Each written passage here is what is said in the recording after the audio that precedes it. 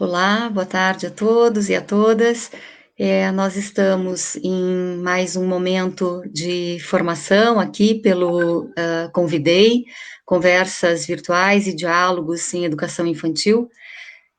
Hoje é o nosso segundo encontro, né, numa rodada de 6 encontros que nós teremos até o mês de setembro. Então, é muito bom estar com todos que estiverem nos acompanhando e com essa equipe, né, de autores e de propositores que estarão conosco aqui hoje. Da mesma forma que o encontro passado,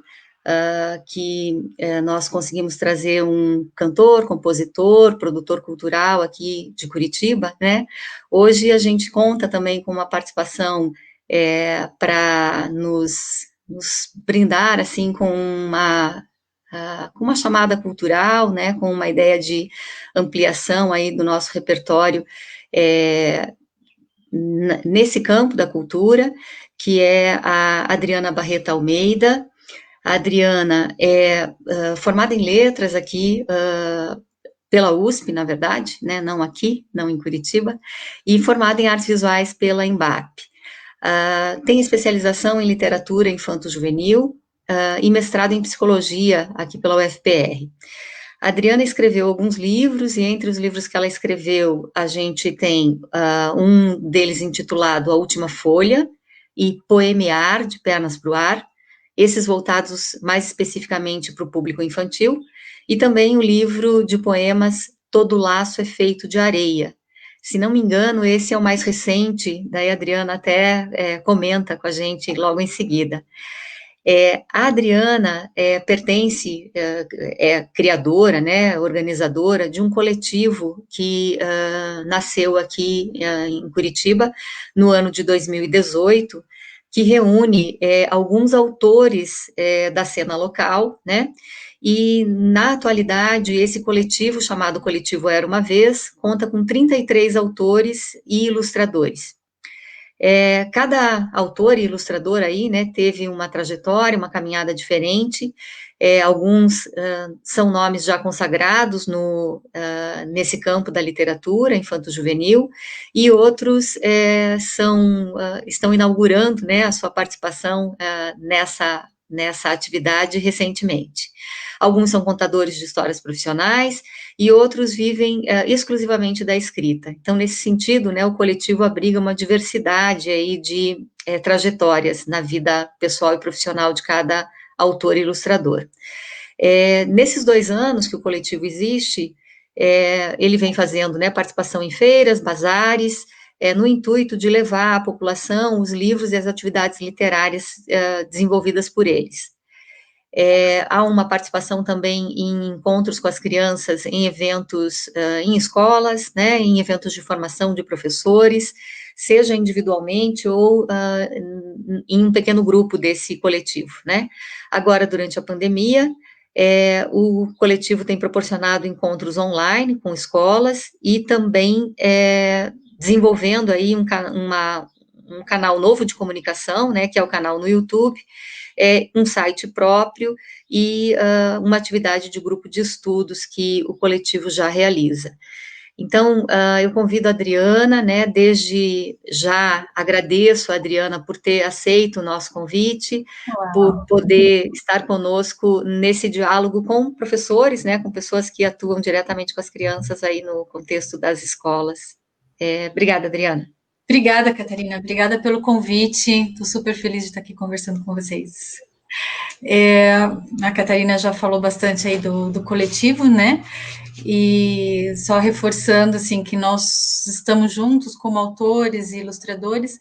Principalmente o foco principal da gente é promover ações de leitura, ações literárias, e estar em lugares que às vezes não há, né, essa oportunidade. Então, um bazar, por exemplo, a gente leva os livros e tem sempre um cantinho ali para a gente ler história com as crianças e mostrar poemas e fazer ilustrações, coisas assim. E nas escolas também, estamos atuando muito nas escolas, está muito legal.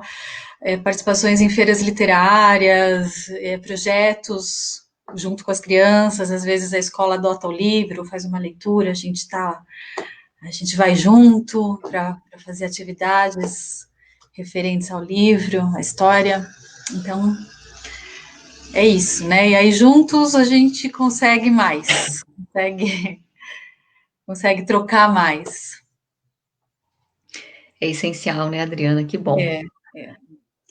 Então, a Catarina tinha me convidado para começar com um poema, né? Falar um pouquinho aqui dos livros. Vou começar falando do meu trabalho, um pouquinho, depois eu queria mostrar esses canais aí do coletivo, os canais novos que estão aparecendo, que a gente está fazendo.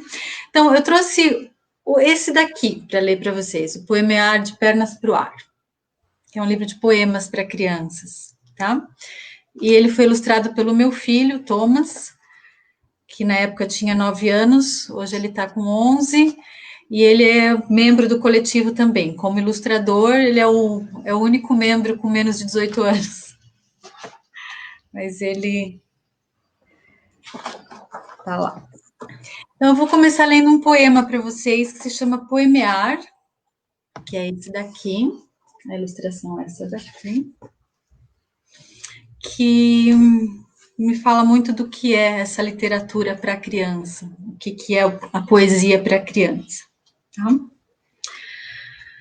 Poemear. Poema para gente pequena tem que ser grandioso, igual a baleia azul. Que gente pequena sabe que descobrir uma palavra é o tesouro do baú. Que nela cabem o infinito, a ursa maior, o cruzeiro do sul. Criança sabe que verso é chocolate, morango ou menta. Que poema colore a gente com a cor do pirilampo em dia que a noite venta. Criança sabe que poema é ciranda, que a gente dança e se estonteia. Poesia para criança tem que ser linda igual baleia, porque essa gente pequena veste o mundo de poema e vira gente gigante e ensina para a gente a semente quando poemeia. Fantástico, Adriana. Eu tô só me deliciando aqui em ver esse poema em Libras. Ah, Que legal, que delícia. Então, só para a gente começar um pouquinho, né, com essa coisa da quanto é importante a poesia para a criança, não só a gente levar a poesia para a criança, mas deixar que a criança nos traga, né? Tá sempre com esse ouvido atento, com esse olhar atento, com essa escuta poética da infância. maravilhoso, Adriana. Eu acho que até essa consideração, né, sempre acho que resgata aquela ideia do quanto a criança, o quanto não tem de pequeno na criança, né, o quanto não tem de seriedade nas mais peripécias e lúdicas interações que a criança faz, né? Esse pensamento do adulto sobre como ele encara a criança e como ele propõe a ampliação das mais diversas linguagens e repertórios é fundamental, né? Sim, com certeza. E esse livro, particularmente, ele foi todo escrito com inspiração, digamos assim, com uma inspiração nessa escuta das crianças. Então, foi observando as descobertas, as falas, os espantos das crianças que os poemas nasceram. Por isso que meu filho que ilustrou, né? Tinha que ser uma criança para ilustrar, que eles também têm tanto a dizer graficamente, artisticamente, né? Nas suas muitas linguagens, né? Então, é aí nas suas muitas linguagens, isso mesmo. Fique à vontade para ver a coisa dos canais, Adriana, e... Posso mostrar aqui, então? Uhum. Vamos ver, eu vou colocar para vocês aqui, não sei se já está o link lá do... Como que a gente faz aqui para compartilhar a tela? Acho que Acho que a Ana projeta, se né? você quer ver o canal do YouTube antes ou... Tanto faz. Tá. Então, esse é o site, tá? Então, a gente tem o site, ele ainda está em construção, então não está no ar ainda, não é oficial, mas para poucos dias a gente acha que já está lá. Então tem ali a apresentação dos. Tem até os vídeos aqui, já está aparecendo ali no o link do site, já está aparecendo no canal. Não, esse aqui é o canal, né?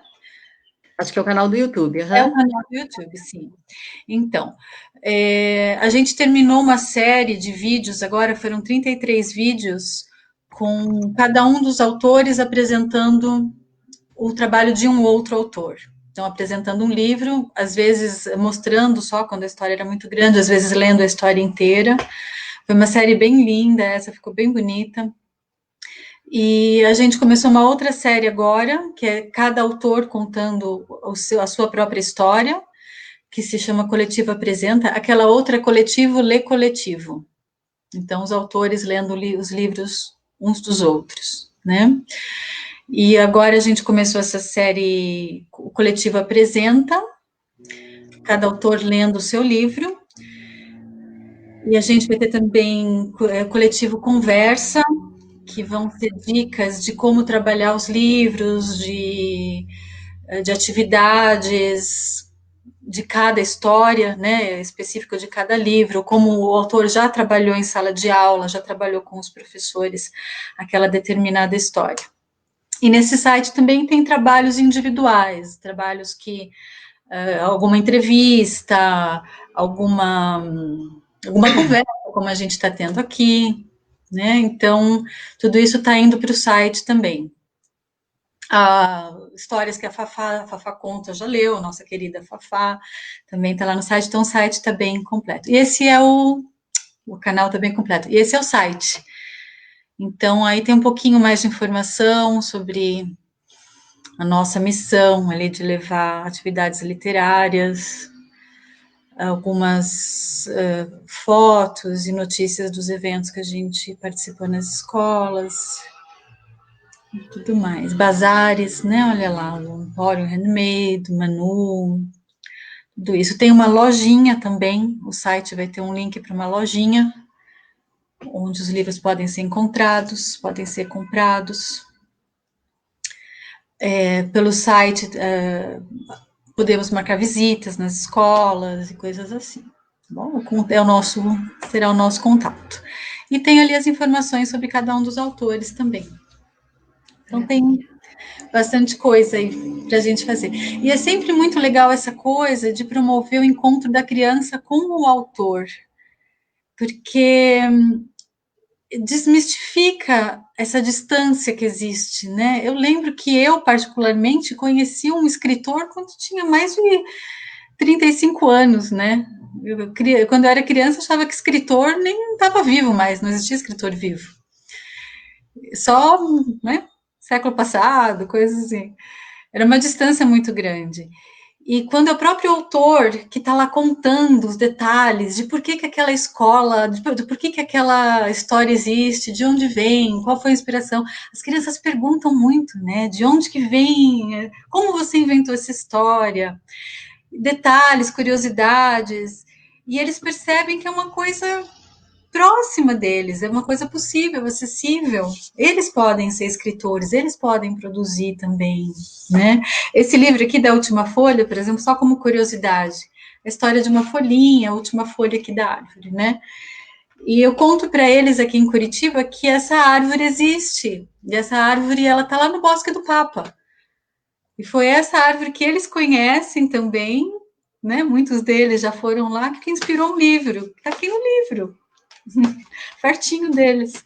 Então, são esses detalhes que enriquecem muito a relação da criança com o livro também, com a leitura, né? Trazer para a realidade deles. A gente tem uma potencialidade no momento, né? Não Uhum. necessariamente no momento atual, mas nesses últimos anos, de proporcionar esses encontros, né? Dar Sim, outra dinâmica para essa ideia de relação com a leitura, relação com a escrita, né? com certeza. Adriana, a gente acho que vai ter que marcar num outro ciclo, né, um tempo grande para a gente Tá falar de certo. toda essa produção e muito dessa relação da educação infantil com o papel de formação do leitor, né? Ai, Então a gente vai divulgar ali o canal do YouTube, que já é definitivo, né? uhum. E depois até mesmo o teu endereço de Facebook ali, individual, para as pessoas fazerem contato, se quiserem. E aí, se você quiser fechar aí com a outra leitura que você pensou, preparou, ou enfim, Ah, como então você quiser ir fechando. tá bom. Então, Super obrigada. eu vou fechar só com uma recomendação rapidinha da Uhum. Jobas, o do Eu Bartolomeu, porque no Ai, nosso site tem uma leitura linda, uma leitura coletiva para o nosso momento, de que a gente precisa de muita cura nesse momento. sim. E como ele é grande, eu vou deixar para vocês olharem lá no canal, não vai dar para eu ler aqui. Então, eu vou fechar com um poema bem curtinho, que tem sido também bastante relevante nesse momento, que se chama Saudade, tá? Também está aqui. Saudade. Meu avô e minha avó moram em outra cidade. Isso só já dá um poema, rima tanto com saudade. A vontade de abraçar é vontade todo o tempo. A saudade é mesmo assim. A gente abraça o pensamento. Eu escutei o teu filho fazendo a leitura desse Ah, poema no é verdade. canal, né? Lindo, lindo. Adriana, a gente agradece imensamente, né, a tua Eu que presença e o agradeço. estreitamento aí de mais diálogos, né, futuros. E fica à vontade aí de continuar com a gente. Eu também já vou me despedindo daqui, a Dani vai fazer o restante da mediação. Eu fico aqui nos bastidores para daí a gente ver as perguntas, a participação do público que está acompanhando. Tá, joia. Obrigada, Vou gente. acompanhar vocês aqui no Facebook, então. Um beijo para todos, boa conversa aí. Tchau, Dani. Tchau, Natan. Tchau. Obrigada, Adri, obrigada. Então tá. Nossa, muito gostoso, né? A gente começar isso que nós pretendemos que se torne um diálogo permanente entre nós, escutando poesia, uma delícia.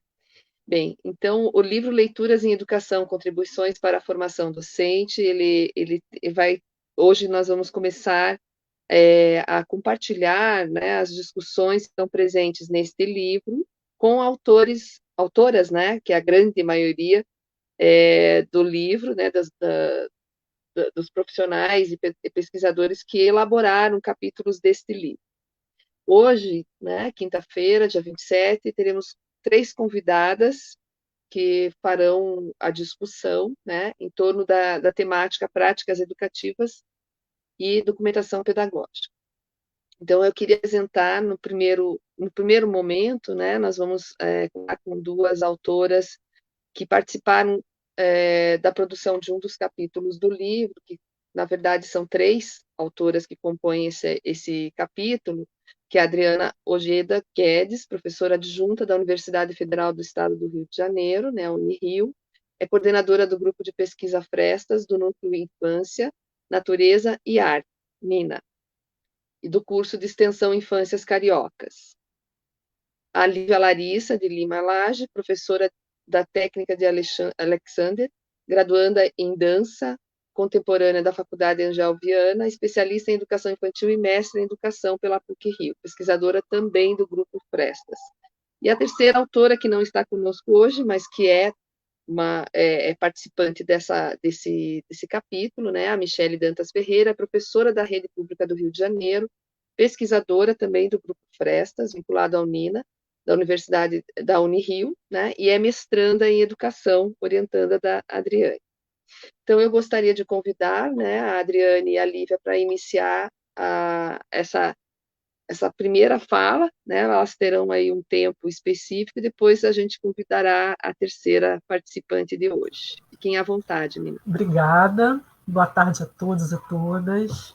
Eu queria começar agradecendo muito esse convite, a Catarina, a Daniele, e também a alegria de participar dessa produção, não só da produção do artigo em parceria, e habitar esse livro com tantas outras colegas que eu admiro, mas também a participar desses encontros que trazem, divulgam e dão visibilidade às nossas produções. Eu acho isso tão importante, né? Porque um artigo dormindo sozinho dentro de um livro é sempre algo muito solitário, né? Então, que bom poder convidar esse artigo para passear e chegar mais próximo das pessoas, né? Eu acho que essa ideia de fazer encontros introdutórios é muito bacana para ampliar esse acesso, né? Então, eu queria começar falando um pouquinho do contexto de criação, de produção desse artigo, mas antes mesmo de falar do artigo, eu queria comentar rapidamente da alegria de ouvir o trabalho da Adriana, e fiquei pensando, enquanto ouvia a primeira história que você contou, do poema, da necessidade do poema, da poesia para a criança precisar ser grande, né? E aí você vai trazendo todas as imagens a partir dessa ideia. E eu fiquei pensando que essa foi uma forma ótima de começar a falar do nosso trabalho, né? Que convida a pensar nessa força da criança que é poética e que é estética. Tem um autor, que eu anotei aqui para compartilhar com vocês, chama Evandro Salles, que ele fala, e eu vou ler esse trechinho do livro dele, que ele fala: a arte não tem medo da infância. A arte, campo aberto de construção da linguagem.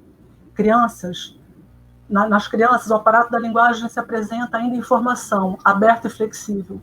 Podemos supor que nela se dará usufruto da arte. É na infância que a arte tem chances de operar de forma mais radical, como resposta à proposição um do outro. Então, fiquei pensando que esse convite a pensar nesse mergulho na literatura e em todas as experiências que mobilizam as expressões, que mobilizam a possibilidade criativa, criadora do humano, na infância tem um encontro muito especial, né? Porque a criança ela tem essa abertura, esse tamanho de uma baleia, como disse a Adriana, né? As palavras são convites para brincar, né? As imagens são convites para brincar, o corpo é um convite para brincar. Então, o nosso artigo, que se intitula Retratos do Cotidiano, Iluminando Pontos Cegos das Práticas na Educação Infantil, ele tem a intenção, né? Ele abrange o diálogo entre esses campos, né? O campo da formação de professores, da infância, da docência e da educação infantil em especial. Dialogando com essas esferas que a gente vai construindo o nosso texto, nossas reflexões sobre as práticas cotidianas da educação infantil, a formação de professores e o que a gente chama de dimensão estética, dimensão sensível da formação, tanto dos adultos que lidam com as crianças, quanto das crianças. É importante também, a Daniele já nos apresentou, mas acho que é importante afirmar isso. Nós somos professoras, né? Eu trabalhei muitos anos na educação infantil, não só diretamente com as crianças, mas também como coordenadora pedagógica, formadora, professora de dança contemporânea. Eu tenho uma formação paralela em artes também, então eu integrei esses campos na minha formação e trabalho com formação de professores há também bastante tempo, né? Não só em espaços de formação universitária, mas também cursos de extensão, né, na formação inicial, na graduação, e a Lívia e a Michelle também trabalham como professoras na educação infantil, como formadoras de professores. Eu acho que assumir esse lugar é muito importante, porque o nosso texto, eu acho que essa também, na verdade, é a proposta do livro como um todo, ele é um texto que se constitui, que se constrói no diálogo estreito com as questões que o cotidiano da escola, o cotidiano da instituição educativa, o cotidiano da universidade nos mobiliza a pensar. A gente trabalha com a dimensão da pesquisa-formação, né, nas nossas experiências no grupo de pesquisa Frestas. Isso significa dizer que tudo que a gente experimenta nas nossas ações de formação, seja na graduação, seja nos cursos de extensão, seja na pós-graduação, nos mobilizam a pensar a partir das experiências que a gente vive, que retornam, né, para a pesquisa e que se aprofundam e que retornam para a prática. Então, o nosso artigo ele se constrói a partir de um olhar de pesquisa que é muito interessado e mobilizado pelo que acontece, pelo que emerge no cotidiano, pelo que mobiliza a nós como professoras que somos, né? Então, nesse artigo a gente também traz não como ilustração, mas como parceiras no diálogo, como vozes que ressoam com as nossas, os depoimentos das professoras da Rede Pública do Rio de Janeiro que participaram dos cursos de extensão que nós temos coordenado, inicialmente em parceria com o MEC, depois com a aridez, escassez das políticas de formação de professores mais amplas, a gente assumiu na universidade como uma tarefa que a gente queria continuar dando continuidade no nosso núcleo, né, no NINA. Então, a gente tem, desde 2012, aproximadamente, apresentado, oferecido esses cursos, e a gente traz no nosso artigo comentários das professoras que participaram dos cursos sobre como aquelas experiências iam reverberando, iam mobilizando elas, né? Então, o nosso foco é pensar nos processos formativos sensíveis, que a gente chama de teóricos sensíveis, em que cuidam da sensibilidade, que qualificam a sensibilidade, tanto na criança quanto nos adultos. E quando a gente fala de sensibilidade, é importante a gente conceituar, a gente definir um pouco melhor o que a gente está falando, porque diferente talvez do que nos venha à mente como um senso mais comum, a gente pensar a sensibilidade como algo que diz de uma delicadeza, de um cuidado, sensível como aquele que é mais, digamos assim, afetado pelas experiências.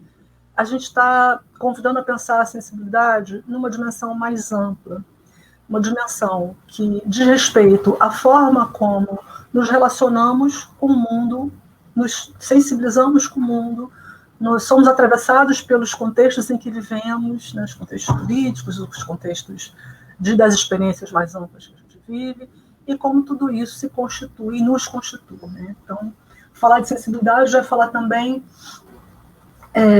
de como aprendemos o corpo inteiro, né? Como pensar as experiências de aprendizado é pensar num sujeito, uma pessoa, né, que seja criança, seja adulto, que tem mobilizados nas experiências de formação não só o seu intelecto, a sua capacidade cognitiva, de reflexão, de pensamento, mas as suas emoções, seus sentimentos e suas percepções, né, sensório-motoras mais amplas. Então, esse sujeito integrado, em que intelectível e sensível se unificam, interessa as nossas pesquisas e as nossas experiências. Então, a gente investiga nas nossas pesquisas e traz isso no artigo, como sensibilizar o educador às crianças e às suas manifestações.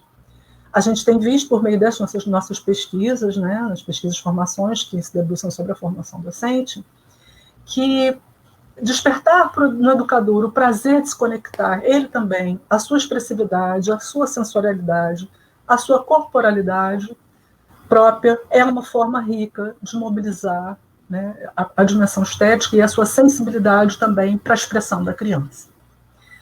Essas questões são as questões introdutórias, a Lívia vai continuar a conversa, trazendo mais alguns destaques que a gente quer dar, que aparecem no nosso artigo.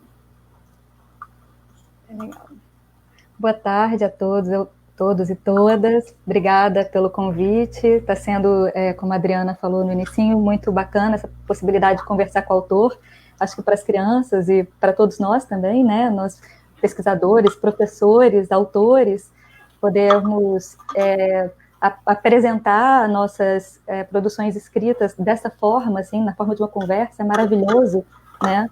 Também tem uma oportunidade de dinamizar e tornar viva né, essa presença da pesquisa, que envolve uma rede tão grande de pessoas, então é uma forma de ampliar essa comunicação com essa rede, né, com esse público que pode vir a ler o artigo ou vai ter algum contato agora com as pesquisas que nesse artigo a gente apresenta um pouquinho. Bom, então, para continuar o que a Adriane começou a introduzir, o artigo fala de pontos cegos, né, de lacunas. Então, o que são essas lacunas? Como é que a gente detectou haver lacunas na formação dos professores? É claro que isso não é uma detecção apenas do nosso grupo, né? Nós sabemos que, principalmente no que diz respeito à educação infantil, a formação inicial de professores, ela é bastante ela não aborda com profundidade a questão da educação infantil, né, ao longo do curso de pedagogia. Isso é né, enunciado por diversas pesquisas, por diversos autores. E aí a gente se pergunta constantemente, quando a dimensão do corpo é colocada em jogo, né, na formação inicial de professores, por meio da disciplina Corpo-Movimento, na Unirio, e por meio das ações de extensão do grupo de pesquisa, quais são, né, os aproximadores entre docência e infância? O que a gente pode, de que forma a gente pode interagir com o sujeito em formação? Seja esse sujeito que já está na prática docente, ou esse sujeito que está na formação inicial, de que forma nós podemos viabilizar, junto a esses sujeitos, uma maior proximidade da infância, das infâncias, né, do campo de estudos da educação infantil. E aí tem um autor que eu gosto muito, que é o Rui Canário, e a gente traz esse autor para o texto, e o Rui Canário fala o seguinte: a formação docente, ela tem uma questão de uma dupla exterioridade em relação às experiências dos sujeitos em formação. Ela não leva em consideração, muitas vezes, as experiências pessoais desse sujeito em formação e também as experiências profissionais, né? A gente vê que muitas pessoas que acabaram de se formar e vão para a sala de aula, quando assumiu a docência na sala de aula, falam: nossa, eu caí de paraquedas numa turma, e aí, de repente, eu estava lá junto das crianças e não sabia o que fazer. E aí é naquela situação ali concreta, naquela complexidade do contexto de trabalho, que as coisas vão se desenvolvendo, né? E o Tardif é um autor que eu gosto muito também, que a gente gosta muito, e ele fala como que nesse momento da urgência, o que vem à tona é muito a nossa experiência de ser professor do tempo que a gente era aluno, né? Então, isso o professor já se formou e ele já está lá atuando na prática dele. Então, a gente atua na urgência com os nossos dispositivos de urgência, e esses dispositivos da nossa experiência de aluno, da nossa experiência de docência, poucas vezes são levados em conta no processo formativo. Então, o que a gente traz, quando a gente traz a voz dos cursistas dessas propostas formativas que o Grupo Frestas empreende, né, como projetos de extensão, essa especificamente chama Infâncias Cariocas, são propostas que têm uma perspectiva metodológica que é teórico-vivencial. Então, nós propomos às pessoas,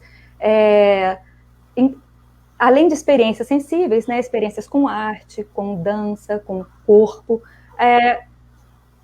reflexões também teóricas, mas de modo que a gente possa mobilizar, em primeiro lugar, a gente possa trazer a experiência desses sujeitos em formação para dentro do processo formativo, né? E juntos a gente pode interagir, né, com essas experiências que são mobilizadas pela via sensório-perceptiva.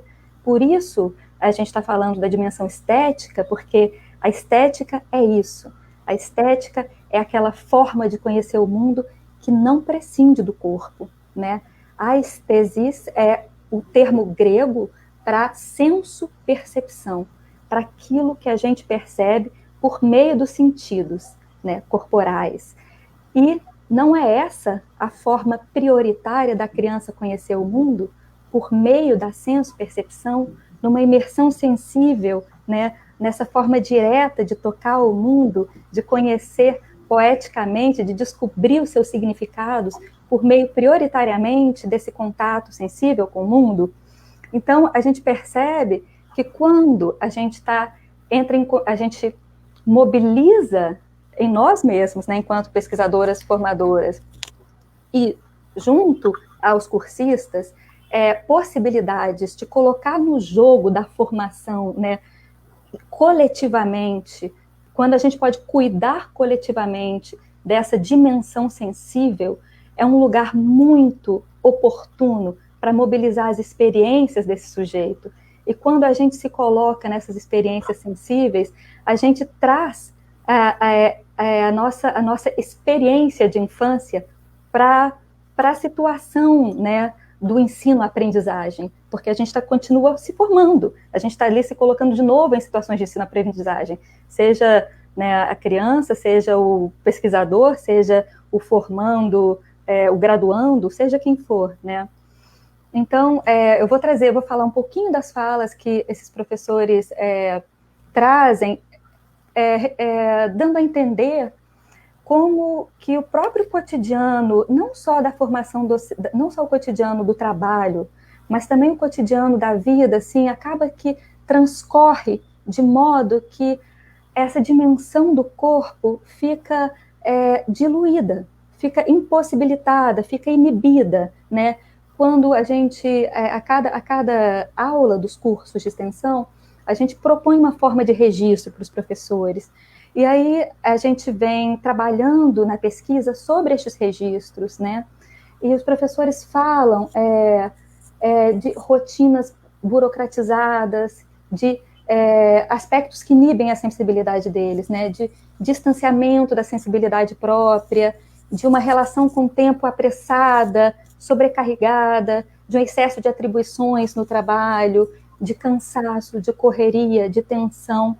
Então, tem sempre estes impeditivos da possibilidade deles vivenciarem uma outra temporalidade, uma outra experiência de mundo, né, que é tão necessária para a gente se sintonizar com a experiência de infância, né, para a gente sair de uma perspectiva adultocêntrica, né, mais cartesiana, mais linear, mais dada ao universo cognitivo, e transitar, deslizar para um nível mais sensório-perceptivo, mais sutil, mais interativo com a dimensão corporal, né?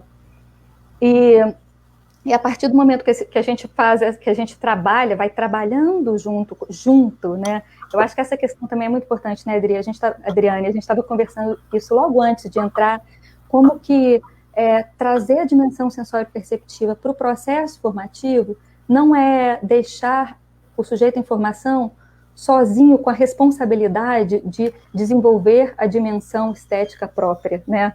Como mais uma atribuição, mas como que é, de certa forma, assumir uma responsabilidade social, né? Uma responsabilidade por uma dimensão do cuidado, né? Que é descuidada no contexto cultural no qual a gente vive, né? Se a gente considera o corpo um construto social e não biológico apenas, né? O corpo ele é uma construção cultural, né? Ele não é só uma construção biofisiológica. A gente tem que considerar, então, que a gente vive numa cultura que deixou de lado a dimensão do corpo, a dimensão da sensibilidade, e resgatar isso, então, é um aspecto não quero dizer de contracultura, não é isso, mas é um aspecto de resgate de algo que ficou, de certa forma, abandonado num percurso, né, de construção histórica, né, e que está deixando vazio, está deixando lacunas, né, porque somos humanos e porque a docência é uma profissão de interações humanas. Como a gente vai prescindir dessa dimensão que é tão constitutiva da multidimensionalidade do que o humano é, né? Então, a gente vem nesse texto falando disso. Como é que a gente pode cuidar junto deste aspecto que culturalmente foi abandonado, né? Principalmente quando a gente está querendo falar da interação entre adultos e crianças na educação infantil. E aí, o que os professores falam também, esses professores cursistas, né, que estão, suas falas estão presentes nesse texto, sobre como são mobilizados pelas experiências propostas nos cursos, eles falam que percebem deslocamentos, que essas experiências os permite sentir de outra forma, mudar o olhar, libertar a criatividade, sair do comodismo, né? É importante também lembrar que estesia é o contrário de anestesia, e que quando a gente se acostuma a um percurso onde a dimensão estética está adormecida, é como se a gente se acostumasse com um percurso de anestesiamento, né? De embrutecimento, de silenciamento do corpo. e que quando este corpo é novamente solicitado ao protagonismo, né, na ação do sujeito docente, há momentos de estranhamento, há momentos de não se reconhecer, né, de falar, nossa, de um fluxo de emoções aparecerem, de um fluxo de sentimentos novos, mas isso faz parte, né, das oscilações que emergem quando a anestesia começa a passar, né, e a estesia então administrada, né, e por isso, novamente, a necessidade de que isso aconteça no âmbito coletivo, assim, né, que possa cuidar junto das experiências vividas. Então, a gente pode... a Carla Rinaldi, né, que trabalha muito, fala muito da referência de Reggio Emília, né, ela fala que a formação docente, ela poderia ser pensada como produtora de crises, né, e muitas vezes a gente não quer produzir crises, a gente quer produzir acertos. Mas e se a gente puder produzir crises, assim, compartilhar nossas dificuldades, compartilhar nossas incertezas, compartilhar nossas experiências, nossas oscilações, né? O que acontece quando a formação se dispõe a isso, né? E a gente tem visto que isso tem sido muito produtivo, muito oportuno. Produtivo é uma palavra que não é tão boa, né? Porque a gente acaba entrando numa mesma perspectiva de produção da qual a gente está querendo dar um passo atrás, né, Adriane? Mas é oportuno quando a gente está querendo uma interlocução entre docência e infância, né? Não sei se a Adriane queria complementar, Adriane. Como é que está nosso tempo, Dani? Então, acho que se você quiser mais uns 3 minutinhos, você pode. Não, assim, a gente... Quer verdade, complementar alguma coisa? Você quer complementar alguma coisa também, Lívia? Trazer mais alguma questão? Eu acho que tem mais uma coisa que eu acho que é interessante a gente comentar, né? Um pouco disso que ainda nessa temática de por que as experiências estão fora, as experiências, né, estão fora do processo formativo, como o Rui Canário localizou, né, nas pesquisas dele. E eu entendo também que quando a gente vai falar da perspectiva da inseparabilidade, né, da indissociabilidade entre pessoa e profissional na profissão docente, né, como é que a gente dispensa do campo da formação as experiências pessoais deste sujeito que está se tornando profissional? Então, a formação docente também como um lugar, então, neste caso, de trazer as experiências desse sujeito que muitas vezes, né, que ao longo de muitos anos frequentou o sistema educacional, né, em perspectivas escolares diversas. Então, se a gente tem a educação infantil disposta a construir formas outras de lidar com a aprendizagem da criança, né, como a gente pode colocar, então, de forma crítica, as nossas experiências, muitas vezes forjadas num sistema escolar, cuja forma escolar, né, cujo formato é bastante convencional, né? Como é que a gente vai fazer práticas não convencionais, como a educação infantil solicita, quando nossa formação escolar mesmo, muitas vezes, é altamente convencional? Então, assim, reforçando, né, isso que vamos trazendo no texto, sobre a necessidade de incluir a experiência, e essa experiência, uma experiência que não prescinda do corpo, porque é no corpo, um corpo biográfico, um corpo que viveu, que testemunhou tudo isso ao longo de sua trajetória pessoal, profissional, na formação inicial, na formação escolar, na formação profissional, né, ao longo do contexto de trabalho. Acho que é isso, assim. Muito obrigada, meninas. Foi uma delícia escutar vocês, né? Eu tô sem áudio? Não, agora eu tô te ouvindo. Agora... Aqui para mim tá normal. Vocês estão me escutando? Estão escutando? Então, foi muito bom escutar essa fala, né, dessa dimensão da estética, da formação, né, do profissional, e quanto que isso é relevante, importante para essa aproximação com a infância, né, porque as crianças são muito livres para viver essa experiência estética, né, e o adulto está tão amarrado, muitas vezes, a essas convenções, né.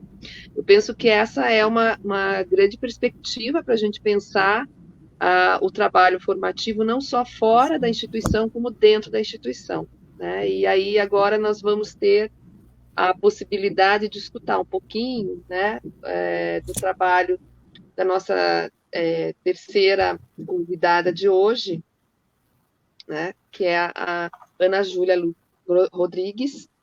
E a Ana Júlia, ela atua como coordenadora pedagógica de educação infantil na Escola Parlenda, em Curitiba, é mestranda em Educação no Programa de Pós-Graduação da UFPR e é integrante do NEP, que é o Núcleo de Estudos e Pesquisas em Infância e Educação Infantil.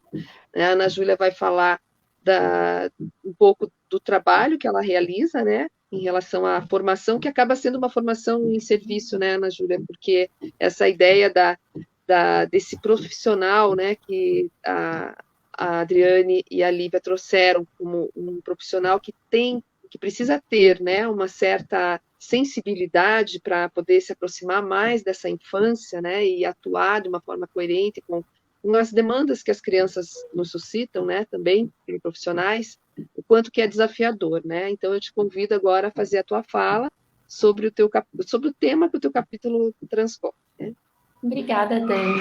Eu acho que primeiro eu gostaria de agradecer, primeiro a Adriana, pela abertura tão sensível dessa nossa conversa de hoje, com poesia e com esse olhar tão cuidadoso sobre as crianças e suas infâncias. Foi um presente começar escutando você e começando com as suas poesias.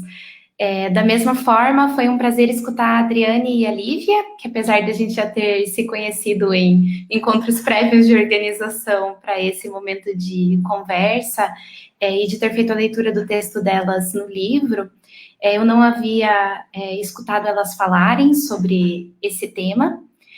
E como a Dani adiantou e fez esse relançamento para mim, para eu começar essa apresentação, a questão da formação estética e dessa formação sensível das professoras de educação infantil é uma questão que tem me preocupado muito na minha trajetória profissional e que também encontra apoio na pesquisa acadêmica que eu venho desenvolvendo, né? Em breve concluindo o mestrado. O meu texto no livro, ele fala sobre documentação pedagógica e sobre o trabalho da coordenação. No momento eu atuo como coordenadora e com base na minha experiência como professora de educação infantil, como coordenadora de uma instituição de educação infantil e como pesquisadora, que eu construí esse texto.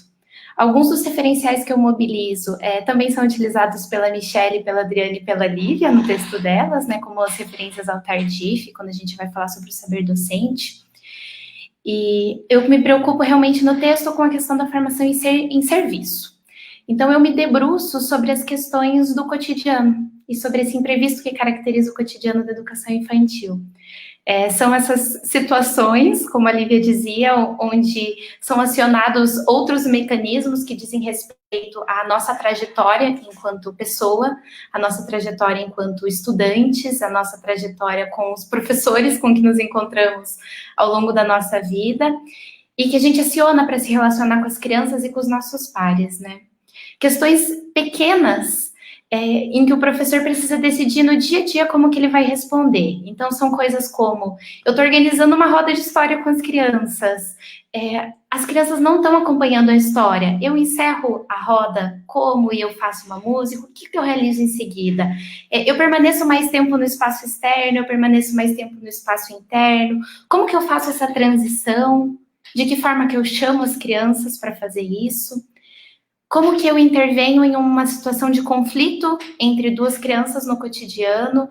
Que palavras eu uso? Como que eu posiciono o meu corpo? Qual que é a teoria que sustenta essa forma de se relacionar com o outro? E são questões que a formação inicial não supre, por uma característica do trabalho docente que sempre vai se sustentar numa artesania, realmente, em conseguir tomar decisões em relação ao que está acontecendo e que a gente precisa desenvolver ferramentas para conseguir tomar boas decisões, mas que da mesma forma tem relação com essa frágil formação em relação à especificidade da professora de educação infantil. Então, no texto, eu defendo a ideia de que a documentação pedagógica ela é uma ferramenta viável para pensar essa formação insensível junto com os professores, para acionar o corpo, as emoções, os sentimentos, as percepções sobre o que está acontecendo e para a gente poder caminhar na construção de práticas educativas de qualidade. E falar de práticas educativas de qualidade já é entrar num grande problema, né? Falar de qualidade é uma questão complexa, porque a gente não está falando de um conceito fixo, estável, pré-determinado, mas de algo subjetivo, de algo dinâmico, de algo que se transforma no decorrer do tempo. A Daniele e a Catarina, no momento de organização desse ciclo do Convidei, também nos provocaram para, na medida do possível, estabelecer relações com o momento que a gente está vivendo agora. Então, eu gostaria um pouco de falar com vocês sobre esse trabalho da coordenação pedagógica, das coordenadoras e dos coordenadores que atuam, e também sobre o que significa essa documentação pedagógica. Eu tenho ciência de que existe uma grande produção acadêmica e uma grande produção de caráter teórico, prático, advinda das experiências italianas de educação infantil sobre o tema da documentação pedagógica. E apesar de a gente poder passar muito tempo falando sobre como fazer essa documentação, o que ela representa, eu optei hoje por falar sobre alguns aspectos teóricos subjacentes a essa ferramenta, e que eu acredito que são válidos, inclusive nesse período de atividades remotas, e para a gente pensar o nosso retorno depois, que vão ser 2 períodos também de retorno, né? Provavelmente haverá um retorno com uma situação de pandemia, sem que haja vacina, e a gente precisa falar sobre essas condições desse retorno. Eu peço desculpas que disparou um alarme aqui perto, eu imagino que vocês estejam escutando. Eu vou continuando, depois se vocês não escutarem alguma coisa, vocês pedem para eu retomar. E uma outra dimensão voltou. E uma outra questão depois do retorno que diz respeito ao retorno depois que já houver vacina. E aquilo que a gente vai ter se transformado, né? Enquanto professoras de educação infantil, enquanto coordenadoras de educação infantil, enquanto pesquisadoras, e que as crianças também vão ter se transformado, né? A gente sabe da impossibilidade de transpor o vivido no cotidiano da educação infantil para propostas remotas. Pela educação infantil se fundamentar nas interações e nas brincadeiras, depender da relação que se constrói entre a professora e a criança, depender da relação que se constrói entre os pares, mas o que estamos vivendo agora com as crianças tem sentidos educativos. Enquanto coordenadoras e professoras e pesquisadoras, a gente precisa pensar sobre a imagem de criança que nós estamos tornando visíveis, sobre a imagem de educação infantil que a gente está dando visibilidade nesse período. Quando a gente fala sobre o trabalho da coordenação pedagógica, a gente fala sobre uma função que muitas vezes não está bem definida dentro das diferentes instituições e que a gente vai falar de uma grande pluralidade. Eu penso que agora, enquanto eu falo sobre isso, vocês que estão nos escutando estão pensando sobre as diferentes experiências de vocês. Como diferentes escolas, a coordenadora pode ter atuações distintas, acompanhando as professoras, acompanhando as crianças, promovendo diálogo com as famílias, auxiliando em questões de gestão, auxiliando na seleção de materiais, fazendo uma gestão do espaço e do tempo, que se altera continuamente conforme aquilo que acontece no cotidiano. E nesse momento de pandemia e de atividades remotas, a própria condição de trabalho da coordenação pedagógica, ela se viu dificultada por uma questão de comunicação. Como manter a equipe coesa, como orientar os professores somente por ferramentas virtuais, por ferramentas que nós ainda não dominamos de forma proficiente, né? A Rita Coelho falava um pouco disso conosco no encontro anterior, sobre a gente usar os mesmos procedimentos dos encontros presenciais nos encontros digitais. E a gente tem tido dificuldade em transpor isso, em construir trabalho coletivo. E a gente só vai pensar em avançar em educação infantil e pensar em formação docente em serviço conforme a gente puder se ater a essas questões e construir um trabalho coletivo de verdade.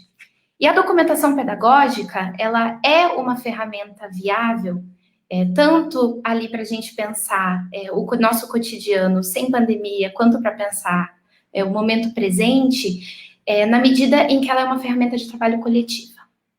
Não se faz documentação pedagógica de forma isolada.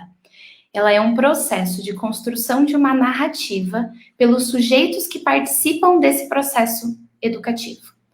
Então, a gente se vê na tentativa e na tarefa, difícil tarefa, de compreender aquilo que as crianças estão nos dizendo, de traduzir os saberes e as práticas infantis, de dar visibilidade a elas e de falar sobre como que a professora se relaciona com as crianças em cada um desses momentos. Então, quando uma coordenadora ou uma colega juntas, elas param para produzir uma documentação pedagógica, elas olham para o cotidiano, elas precisam fazer uma pausa, construir um olhar estrangeiro e pensar sobre aquilo que está acontecendo. Então, situações que não são mencionadas na formação inicial ou em outros processos de formação dos quais nós participamos, exatamente devido a essa perspectiva cartesiana que marca ainda os processos formativos e que vê a educação somente como um preceito técnico, a gente deixa de lado grande parte do cotidiano da educação infantil e com os quais os professores se envolvem. Então, vamos pensar, por exemplo, nas situações de alimentação, né, do lanche, do almoço, da sopa. A gente vai pensar em situações de higiene, de trocas de fralda, de banhos, de troca de roupa, de colocar o calçado, e a gente não para falar sobre isso na formação inicial. Mas quando a gente para documentar aquilo que está acontecendo na nossa escola, quando as crianças estão se alimentando, ou durante esses momentos de cuidado pessoal, a gente tem a possibilidade de construir outros mecanismos para os professores darem resposta ao que está acontecendo.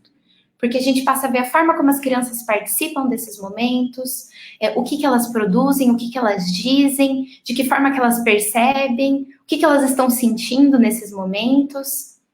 E da mesma forma, se a gente olhar para o que a gente está vivendo agora, a gente precisa parar para pensar em como professoras, crianças e famílias, porque a gente não chega às crianças durante esse período de atividades remotas sem uma relação de qualidade com as famílias. Como que elas estão vivendo os processos que a gente está possibilitando, né? Então, a gente sabe de instituições que estão entregando comida para as famílias, que as famílias podem ir até as escolas de educação infantil para buscar alimentos. Nós sabemos de como que eles estão caminhando, de como que a gente está encaminhando propostas, às vezes, materiais que as crianças podem buscar na escola para realizar. E o que as crianças estão falando sobre isso? O que as famílias estão falando sobre isso? A Ana Luísa acabou de compartilhar aqui conosco uma questão da Adriane, que falava exatamente sobre essa questão da afetividade do vínculo durante esse período de atividades remotas. E é muito complexo porque a gente acaba trabalhando com um chavão de a gente estar realizando propostas para manter o vínculo com as crianças, mas a gente não parou para escutar as famílias sobre como elas estão vivenciando essas propostas, nós não paramos para escutar as crianças sobre como que elas estão vivenciando isso, ou o que elas estão sentindo acerca desse período que nós estamos vivenciando, e que está transformando as crianças, e que elas vão trazer isso para a escola depois. Então, eu penso que uma maneira da gente pensar a afetividade e vínculo em períodos de atividade remota é pensando em estratégias para fortalecer essa relação com as famílias. E se a gente documenta aquilo que está acontecendo, a gente tem a possibilidade de contar para elas como as professoras estão se sentindo quando fazem isso e o que outras crianças e famílias estão tendo a possibilidade de experimentar a partir dessa relação distinta que estão construindo com a escola. Quando a gente fala de documentação pedagógica, a gente está falando dessa qualidade que ela também é muito subjetiva, que ela é muito dinâmica, porque vai ser diferente a cada momento, toda vez que eu for mediar um conflito, com crianças de diferentes idades, em contextos diversos, a partir das trajetórias dessas crianças, a partir do próprio eu, que se transformou do dia de ontem para hoje e para amanhã, a mediação que eu faço com as crianças vai ser distinta. E continuamente eu vou precisar me colocar em movimento para pensar sobre a forma como eu atuo com as crianças e para poder dar qualidade para essas práticas, né? Qualificar, transformá-las em boas práticas. Nesse sentido, eu gosto da forma como o Peter Moss, ele fala sobre a questão da qualidade, e ele propõe que no inglês, inclusive, a gente fale da ideia de meaning making, então a ideia de construção de sentidos. As práticas de qualidade, as boas práticas são aquelas que fazem sentido, a partir das quais a gente pode simbolizar o vivido para crianças, para adultos, para famílias. Então, as práticas que nós estamos vivenciando agora, em que medida elas são práticas que estão fazendo sentido para as crianças e para as professoras e para os adultos? Eu gosto de uma questão do inglês nessa construção do Peter Moss, porque no inglês existem duas palavras diversas para falar do mesmo verbo em português, né? Do verbo fazer, nós temos o verbo do e o verbo make, dois verbos distintos. O primeiro, o do, ele está falando de algo que é rápido, que é feito na hora, que acontece. E o make, ele tem a ideia do processo. São coisas que levam mais tempo para acontecer, para serem feitas. E quando a gente fala de um processo de produção de sentidos, a gente fala de algo que está acontecendo ao longo do tempo. E que vai ver uma professora implicada nessa relação com os sujeitos. Quando a gente fala da documentação pedagógica, a gente também está falando de um processo que consiste em observar e interpretar aquilo que está acontecendo. Nós sabemos que é um desafio desse momento, saber como que as crianças estão, saber o que as crianças estão vivenciando em suas casas, com as suas famílias, saber quanto tempo de tela elas têm tido, saber se elas têm tido alguma possibilidade de relação com a natureza. Mas nós podemos construir o diálogo com as famílias, enfrentar essa questão. Não é sem enfrentá-la que a gente vai resolver o problema de como saber o que as crianças estão vivenciando nesse momento. Da mesma forma como não é no cotidiano da escola que a gente vai conferir qualidade para esse cotidiano, para essas relações que o atravessam e que constituem a experiência das crianças na escola, a gente não resolve isso e não melhora se a gente não parar para pensar sobre isso. A documentação pedagógica ela é uma forma da gente parar para olhar para todas essas questões.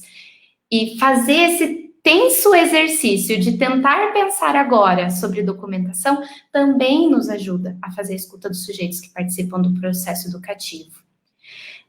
A Ana Luísa colocou aqui uma questão da Elaine, que falou do mural e do portfólio digitais como possibilidade de registrar as propostas. Eu penso que são, sim, possibilidades para a gente entrar em relação com as famílias, né? Seja as famílias que estão indo à escola para pegar as coisas e vão ter a possibilidade de olhar o mural, não sei se é isso que a Elaine está se referindo, mas nós sabemos que as famílias têm ido até as instituições, ou portfólios digitais. O que nós precisamos ficar atentas e analisar é ver se nesses documentos que a gente produz, a gente está dando espaço para os saberes infantis e para as narrativas das famílias. Porque é uma coisa distinta, eu, enquanto professora, ter um objetivo final que eu quero alcançar, e eu falar, as crianças aprenderam as cores, do que eu falar no processo de brincar com um poema, onde a gente falava da baleia e das cores do mar e das cores do céu. As crianças criaram uma metáfora sobre o que isso representava, ou passaram a falar sobre a baleia nas suas brincadeiras. Então, nesses documentos que a gente produz para entregar para as famílias, tem as marcas das produções das crianças e tem as marcas das famílias, da forma como as famílias estão vivendo todo esse processo. Nesse sentido que se a gente pensar sobre as perguntas que a gente vai fazer para a prática, para as nossas ações enquanto escola, a partir da tarefa de documentar, a gente pode pensar num conjunto de perguntas com as quais eu gostaria de contribuir com vocês hoje também, para pensar o nosso retorno e a forma como a gente tem se relacionado com as crianças e com as famílias. seja nesse período de atividades remotas, seja antes da gente viver essa situação de pandemia e seja no nosso retorno, né? Eu coloquei algumas questões aqui, por exemplo, sobre o que representaria uma poética do digital e de que forma que isso aparece nas brincadeiras das crianças. Se a gente olhar, por exemplo, para a riqueza dos gestos que as crianças mobilizam, a gente vê gestos que vão mudando, né? Quando nós éramos crianças, íamos brincar de ligar para alguém, possivelmente o gesto que nós teríamos feito seria esse, para fazer um telefonema. Hoje em dia, a experiência que as crianças têm de ligação é um tablet, é um celular, Lisa, é um smartphone. Então, as crianças brincam de ligar umas para as outras com a mão reta, fazendo a interpretação do vivido. De que forma essas experiências digitais que nós temos propostos para as crianças nesse período de pandemia vão transformar as brincadeiras das crianças? Né? Não no sentido de positivo ou de negativo, mas o digital já faz parte das vidas das crianças e, enquanto professoras, esse momento de pandemia nos força a reconhecer que nós precisamos exercitar o nosso olhar para pensar na forma como as crianças estão se constituindo, construindo relações, acessando novos repertórios, tendo acesso à cultura. Eu marquei aqui também, por exemplo, o que significa, o que ocasiona, o que é distinto a criança participar de algo com a professora por um computador, por um vídeo na TV, por um programa de rádio, que nós sabemos que foi a estratégia que alguns municípios encontraram, para fazer contações de história para as crianças, por exemplo, ou por um celular, ou por um tablet, ou por um áudio, onde ela escuta a voz da professora. Qual é a diferença de se relacionar com a professora a partir disso? E o que as crianças fazem quando escutam a professora? Nós conversamos com os pais para saber o que elas dizem, o que elas pensam, como que elas se movem, se elas falam depois da professora, se isso aparece nas brincadeiras delas. O que significa, por exemplo, a gente enviar o mesmo vídeo para um coletivo de crianças? Então, a gente tem um vídeo de uma professora gravando história, mas em uma casa, esse vídeo ele vai ser visto de manhã, em outra de tarde, em outro de noite, uma outra relação temporal, vai ser visto em espaços diferentes, ou espaços sejam com mais qualidade, sejam espaços onde as crianças estão vivendo situações mais precárias. Qual que é a diferença entre se relacionar com esse material da escola nesses diferentes espaços? Ou ainda, quais sentidos que as famílias estão construindo ao receber os materiais que nós estamos enviando? Essas são todas perguntas que nós podemos nos fazer para pensar em formação continuada em serviço, durante esse período de trabalho remoto. Né? A gente não para de pensar sobre a relação que se constrói com as crianças e com as famílias. E a gente vai encontrando novas formas de se relacionar com elas. E para a gente pensar a possibilidade de produzir documentações pedagógicas sobre esse período. Compete a nós, enquanto pesquisadoras, professoras, pedagogas, pensar em como deixar tudo isso registrado. Eu imagino que o meu tempo esteja acabando, né, Dani? Eu trouxe essas perguntas. 2 minutinhos. 2 minutinhos, então eu vou concluir. Se você tiver ainda alguma coisa, temos 2 minutinhos. Tá bom, Dani, eu vou concluindo um pouco. Eu acho que para concluir eu gostaria de falar de um tópico que eu deixei para trás um pouquinho, que é uma questão de uma ética do encontro. Quando a gente para documentar o cotidiano no coletivo, somos mais de uma pessoa, 2 olhares olhando para aquilo que as crianças estão dizendo, que os adultos estão dizendo, a gente tem a possibilidade de se deparar com o inesperado e com o inédito e com as teorias das crianças, que nos surpreendem e nos maravilham muitas vezes, nos mostram outras formas de olhar para aquilo que a gente já estava tão acostumado. E da mesma forma, quando a gente para pensar nessa relação virtual que nós estamos construindo entre nós, nesse momento de debate, com a Dani, com a Lívia, com a Adriane, a gente pensa o que pode significar essa ética do encontro, né? E isso me fez pensar muito numa citação do Ailton Krenak, do livro que ele escreveu logo no início do período de pandemia, quando ele fala que para enfrentar o vírus é preciso primeiro cuidado e depois coragem. Eu acredito que a gente está vivendo esse momento agora de debate, e a gente enfrentar essa difícil tarefa de documentar o que estamos vivendo nesse período, os sentires e os fazeres das crianças, das professoras e das famílias, parte de uma ética do cuidado e parte de uma ética do encontro. Depois a gente precisa de coragem. Porque se fazer esse conjunto de perguntas e estranhar o cotidiano, nos coloca naquilo que a Lívia falava antes, sobre a gente compartilhar crises e não certezas. Então, é preciso coragem e vai ser preciso coragem para a gente retornar com situação de pandemia, pós-vacina e para a gente continuar enfrentando essas questões, né? Os problemas que existiam antes não cessaram. E quando a gente voltar para a escola, a gente precisa de coragem e cuidado para a gente enfrentar todas essas questões. Então, eu agradeço a todas e agora acho que a gente abre para o debate, né? Espero que tenham podido compreender o que eu disse. Obrigada, Ana Júlia. Foi uma delícia te escutar, né? Ver da perspectiva de quem está atuando diretamente, né, com as questões da escola nesse momento, né, em que a gente está vivendo, essa crise, né, mundial, é muito importante também, né? A gente relativizar todo o saber, todo o conhecimento que a gente constrói em relação à educação infantil, à infância, às crianças, à formação docente, né? E então é muito, muito relevante ter também esse olhar de quem está diretamente ali com o trabalho docente, com quem está com as crianças, né? Eu anotei algumas questões aqui que eu vou pontuar rapidamente, bem brevemente, porque me interessa também que a Adriane e a Lívia possam voltar para a gente poder dialogar um pouquinho antes de abrir para mais questões, né?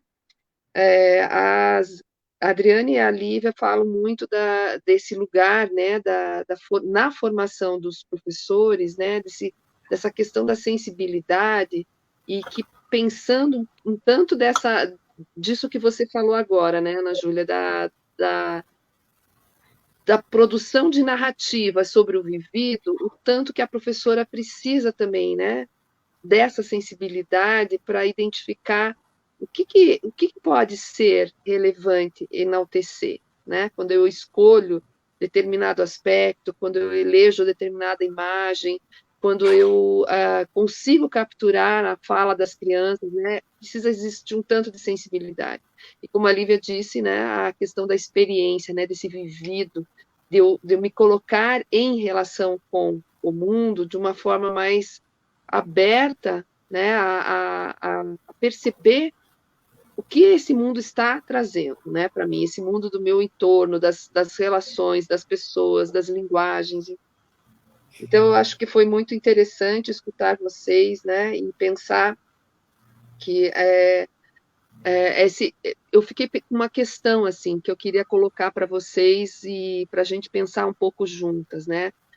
Já faz tempo que a gente sabe que nós precisamos de um outro o tipo de profissional que atue com as crianças pequenas na educação infantil, né? Um outro tipo de prática que a gente está construindo, obviamente, mas que isso tem, se a gente se voltar para o campo da formação inicial, né? Os cursos de pedagogia, o que nós precisaríamos realizar no currículo de pedagogia para a gente poder não resolver a questão, porque eu penso que as instituições também têm um papel aí, né, de manter, de fomentar a valorização das linguagens e da experiência em si. Mas se a gente for né, em relação à formação inicial, né, nós que produzimos saberes, conhecimentos, saberes na escola, conhecimentos, né, o que a gente precisaria propiciar nessa formação inicial para fomentar essa formação mesmo estética, né, do profissional, esse outro profissional? O que vocês pensam a respeito disso? Queria que vocês falassem um pouco e daí também já engatassem nas questões que vocês pensaram aí a partir dos dois momentos aí de exposição. Posso falar? A gente está com os microfones abertos, a gente vai combinando. Pode, por favor. Ana Júlia, primeiro te parabenizar. Não, pode falar. Gostei muito de te ouvir, de conhecer seu trabalho. Acho que a forma como você fecha é um convite para a gente continuar com a provocação, a questão que a Daniela traz, né? A ética do cuidado, do encontro.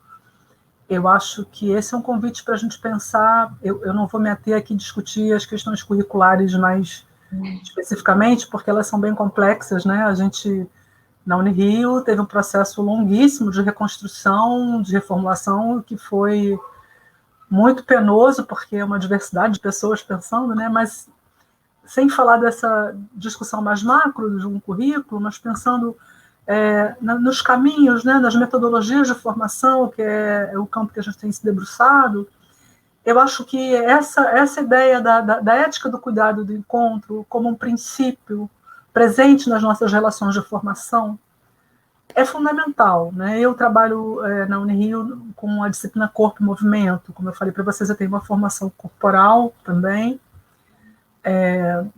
que me traz esse olhar para essa dimensão muito forte. Agora, mas eu tive vontade de falar um pouco sobre o que a gente está conseguindo construir agora, porque esses artigos são pré-pandemia, né? Exatamente. A pandemia também traz para a gente, atravessa a gente com muitas outras questões. A Lívia, por exemplo, é professora de corpo para crianças na pandemia. Imagine o que deve ser o desafio de construir uma ponte com as crianças dessa natureza. A gente, no Frestas, a gente tem feito algumas ações com a intenção de promover esses encontros ainda que virtuais, né? Porque um mantra que ficou na minha cabeça o tempo inteiro não dá para esperar para que alguma coisa aconteça depois, porque nós estamos vivos agora. A gente não tem como negar a nossa necessidade atual de conexão, de contato, né, de conexão de internet, que eu estou falando, embora ela seja necessária nesse momento para outro tipo de conexão, mas é de encontro com o outro. E eu acho que uma coisa que move muito a possibilidade de encontro com o outro é o desejo de encontrar o outro, né? Então, a gente tem feito algumas ações que começam com esse convite. Um é o Habitar-se, que é uma experiência de extensão. A gente promove um encontro semanal, aberto. Começou voltado para os estudantes, depois a gente abriu, então ele é aberto, ele acontece no Instagram uma vez por semana. Para cada semana a gente chama um profissional do corpo. Eu estou trazendo essa experiência específica porque dela tem participado muitos professores, porque acaba que é o campo que a gente circula mais, onde a gente divulga mais, né? E tem sido muito interessante ouvir os depoimentos, né? Porque são momentos de escuta e de cuidado, de olhar para si. Isso que a gente olha como alguma coisa que é sempre um apêndice, é uma coisa menos importante. A gente tem que pensar em cuidar da criança, em atender a criança, atender no sentido de dedicar atenção, e pouco a gente pensa sobre quem cuida de quem cuida. Então, como é que a gente olha para esse sujeito, professor, professora, que também precisa ser cuidado, também precisa ser olhado. E os depoimentos das professoras e professores que participam desse projeto trazem sempre esse olhar assim, nossa, foi o que me deu uma possibilidade de me sentir vivo nesse período tão duro, porque eu parei para respirar, porque eu parei para observar, nossa, isso aqui mexe, aquilo mexe. Coisas muito simples, como respiração, contato, conexão, articulação. Você querer me demorar muito para a palavra circular, mas assim, acho que um caminho que eu vejo, Dani, é a gente abrir espaços nas nossas oportunidades de formação em que a experiência, a reflexão sobre a experiência, ela aconteça, em que a gente desloque o nosso foco nos conteúdos que a gente quer dar conta e quer garantir, mas em que a gente coloque o foco nos processos de construção desse conteúdo, né? O conteúdo está ali, as questões que a gente quer discutir, dialogar e aprofundar estão ali. Mas como é que eu vou olhar para elas incluindo esse sujeito, incluindo o encontro com esse sujeito, provocando esse sujeito a se integrar, a se colocar, a ser ouvido, porque o ouvido cria um sentido, ouvir o outro cria um sentido de pertencimento, e a gente precisa se sentir pertencendo, a gente precisa se sentir sendo escutado. Acho que queria trazer essa pequena contribuição.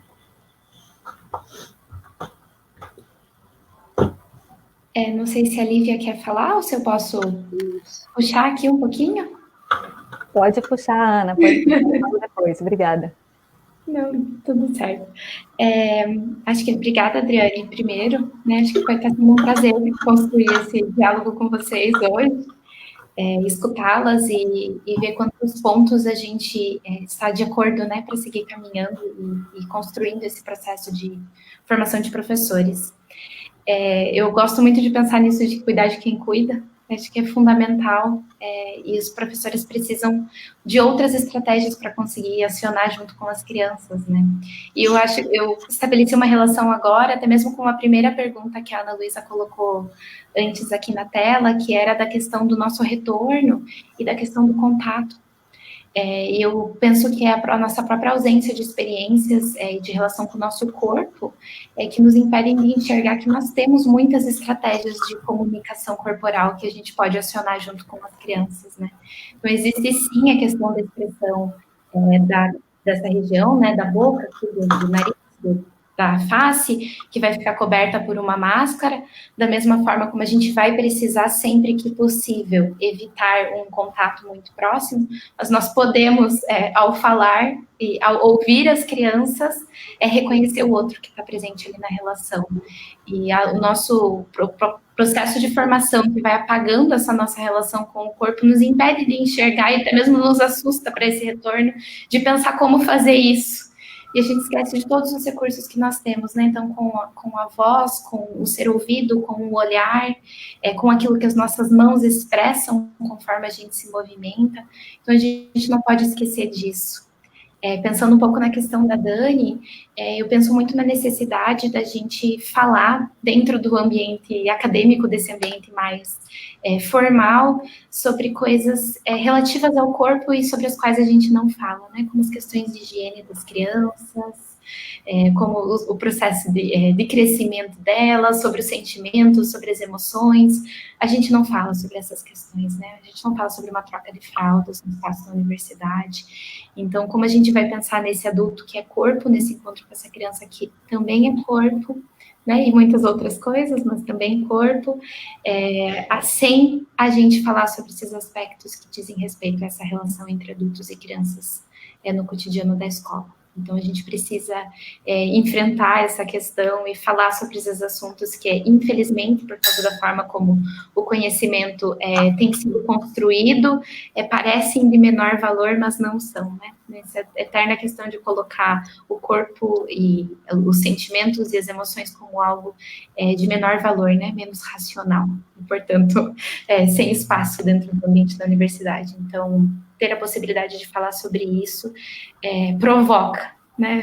Provoca, incomoda, e a gente precisa encontrar essas situações.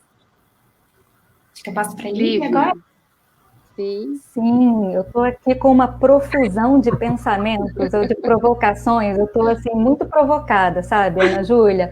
Porque você não... vou te dizer que na minha pesquisa de mestrado, eu me debrucei sobre relatórios, sobre a documentação pedagógica, né, sobre essa forma de registro, que são os relatórios de professores de educação infantil a respeito das crianças, né? Então, eu fiz uma análise desses relatórios para compreender qual é a percepção que os professores têm dessas crianças em contextos diversos, foram professores indicados para participarem da pesquisa. Então, e aí a gente eu fui chegando numa compreensão, né, eu fiz análise e fiz entrevista com os professores, que, como vinham de contextos de trabalho diversificados, que, embora a questão da documentação pedagógica seja central, uma oportunidade fantástica de entrar em contato, de criar uma linha de continuidade nesse acompanhamento, né, da criança, do seu desenvolvimento, da sua singularidade na educação infantil, havia ali um impasse, embora os professores pudessem ser bastante sensíveis e empenhados na singularidade das relações, nesses contextos complexos de trabalho, havia um impasse do contexto, como é que o contexto de trabalho favorece ou inibe a possibilidade de documentar, né?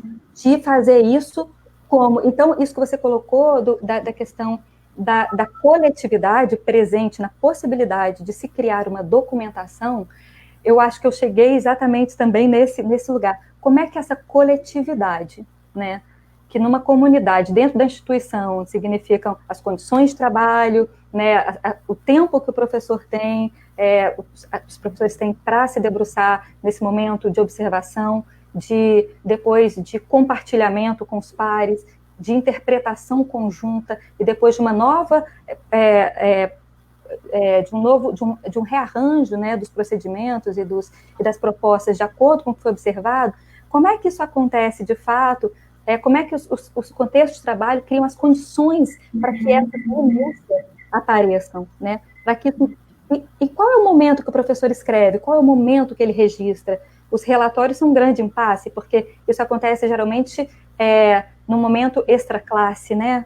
Um momento muito por conta do próprio professor, do próprio tempo, já no tempo privado, e não no tempo de trabalho, né?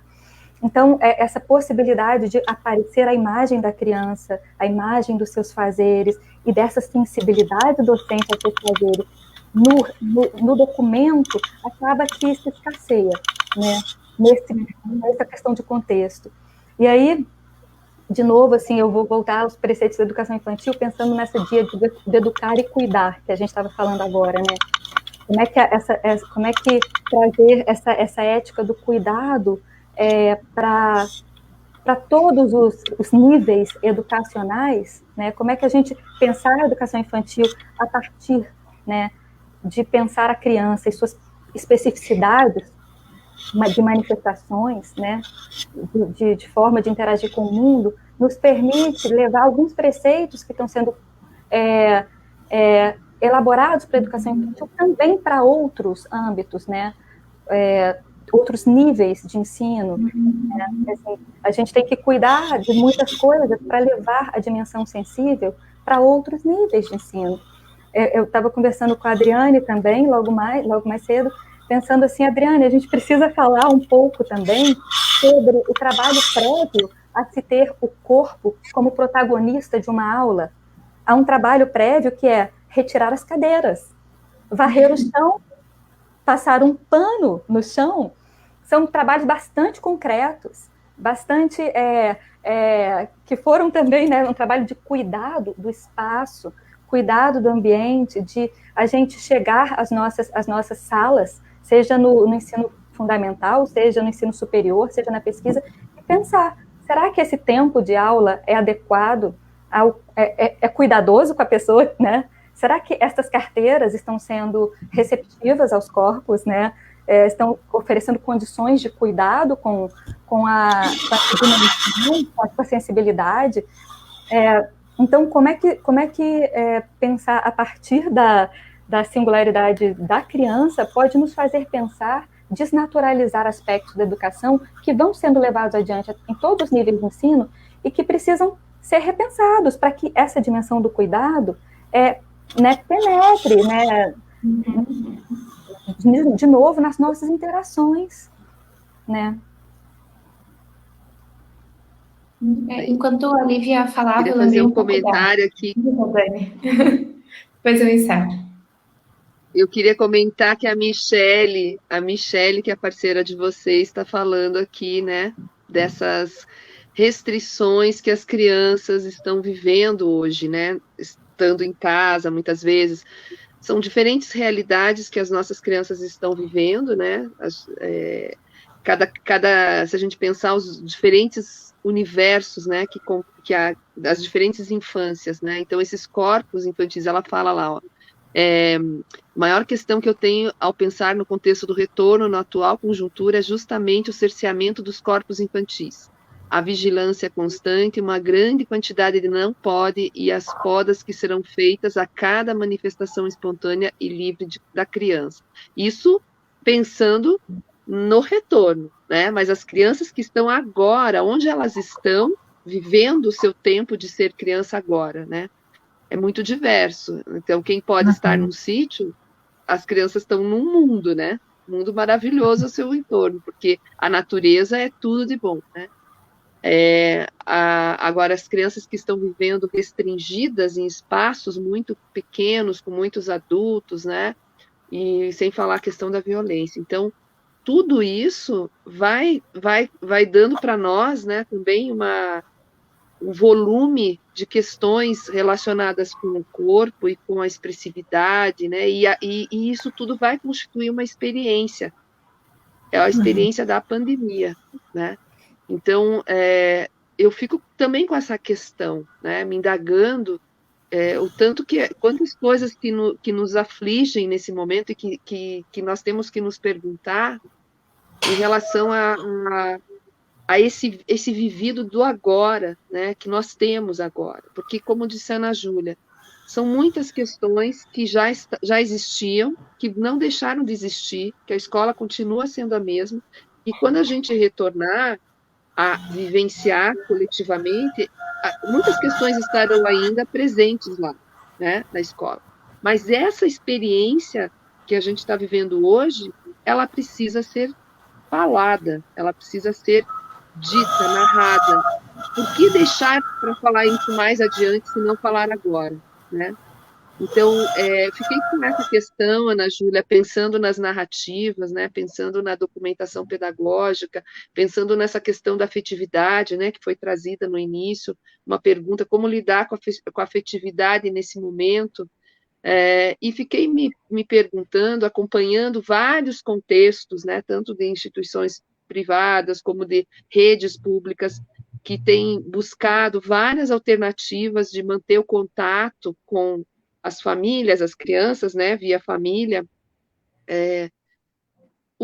que tipos de narrativas têm sido produzidas nesse momento para se constituir um tipo de relação possível com as crianças, né, e dando alguma perspectiva para as crianças de não se perder desse mundo da educação infantil, né? Porque quem que é o mundo da educação infantil para as crianças da educação infantil? São os seus pares, são os adultos, né? Os professores, é o espaço educativo que tem lá o parquinho, que tem o quintal, que tem os brinquedos, né?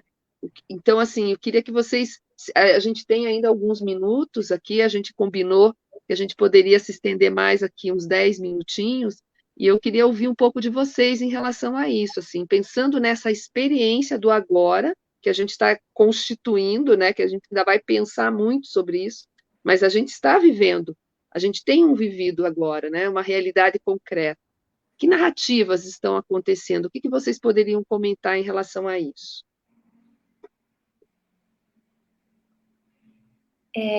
Eu queria um pouquinho antes, Dani, antes de eu entrar nessa sua última questão, falar que eu fiquei muito feliz em saber do percurso do processo de mestrado da Lívia, e no texto que eu publiquei no livro, a tentativa foi de falar quais foram as estratégias de organização do espaço e do tempo que a gente encontrou na escola onde eu atuo, para possibilitar que a documentação pedagógica fosse feita e pensada dentro do espaço da escola, né? Então, exatamente chegando nesse problema, né? Eu não digo que ainda seja o ideal, pode melhorar, acho que a questão da qualidade ser subjetiva e dinâmica tem exatamente relação com isso, né? A gente sempre está a caminho, a pedagogia como uma ciência que caminha atrás da própria sombra, né? Então, a gente toda vez vai pensar em melhores formas de produzir essa documentação pedagógica no trabalho coletivo, mas a gente precisa falar sobre quais são as estratégias nos diferentes espaços que temos encontrado de espaço e de tempo para isso acontecer lá no espaço da escola, para que nos lugares onde isso não acontece, eles terem ideia de como que pode organizar e para que a gente descubra estratégias melhores, inclusive, né? É só a partir do diálogo que a gente vai resolver essas questões. Disso que a Dani nos falava agora sobre as narrativas das crianças e o que a Michele apontava ali sobre a questão do corpo, né, desse cerceamento, tem uma questão que eu tenho refletido bastante, que diz respeito à questão de que, para grande parte das crianças, a experiência de ir à escola ela ainda é uma experiência de cerceamento dos corpos, mesmo sem pandemia. Né? Então, é essa questão de que os problemas da escola não sumiram porque a gente saiu nesse período, né? Porque fizemos uma pausa. Em muitos lugares, os bebês ficam presos em bebês conforto, presos dentro de berços. Em muitos lugares, o tempo de acesso ao espaço externo é restrito. Quando existe espaço externo e quando as crianças frequentam o espaço externo, em muitos lugares as crianças não se encontram com crianças de outras idades, elas não se encontram em espaços comuns da escola, Então, infelizmente, essa situação de controle dos corpos das crianças, ela não diz respeito unicamente ao nosso retorno pós-pandemia. Os protocolos de saúde, quando pensados sem o acompanhamento pedagógico e sem considerar que isso também implica na forma como a gente vai se relacionar com as crianças no retorno e nossa defesa por uma educação infantil de qualidade, eles vão fortalecer aquilo que em muitos contextos já estava posto. Então, a gente precisa ficar atento, realmente, a isso. E quando a gente fala dessas narrativas das crianças, Dani, no momento eu penso muito nas questões relativas ao digital, que são coisas que eu tenho pensado e me preocupado, né? E acompanhando as professoras das crianças pequenas, a gente tem visto situações onde as crianças brincam de cozinha, de fazer comidinha, pela tela umas com as outras. Elas convidam o outro para pegar o brinquedo, elas convidam o outro para se alimentar pela tela. Então, elas estão narrando essa experiência delas de uma outra maneira, né? A gente tende a ver aspectos da tela muito negativos e vê ainda uma relação muito passiva que pode se construir com a tela, mas eu acredito que as crianças estão nos mostrando formas, né, de se relacionar com o mundo digital como realmente uma ferramenta e como uma forma de se encontrar com o outro, né? Da mesma forma, existem crianças que estão vivendo outros contextos, né, em relação às telas, como o próprio excesso de tempo, né, diante das telas e somente em contextos onde elas assumem uma posição passiva. Então, as crianças às vezes não querem ver as outras coisas que a gente oferece para elas ou não desejam, né, essa relação via telas.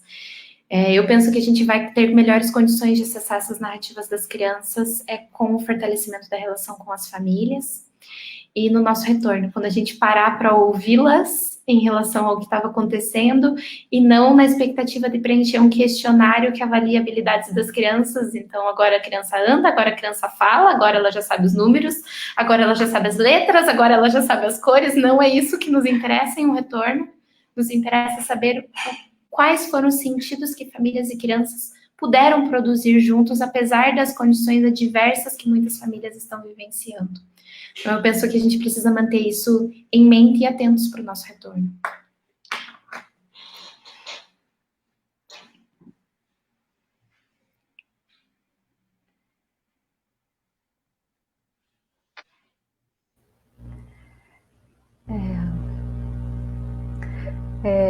Lívia e Adriane, eu gostaria que vocês já aproveitassem esse finalzinho, fizessem as considerações e já vamos nos despedindo também, tá bom? Tá. Aqui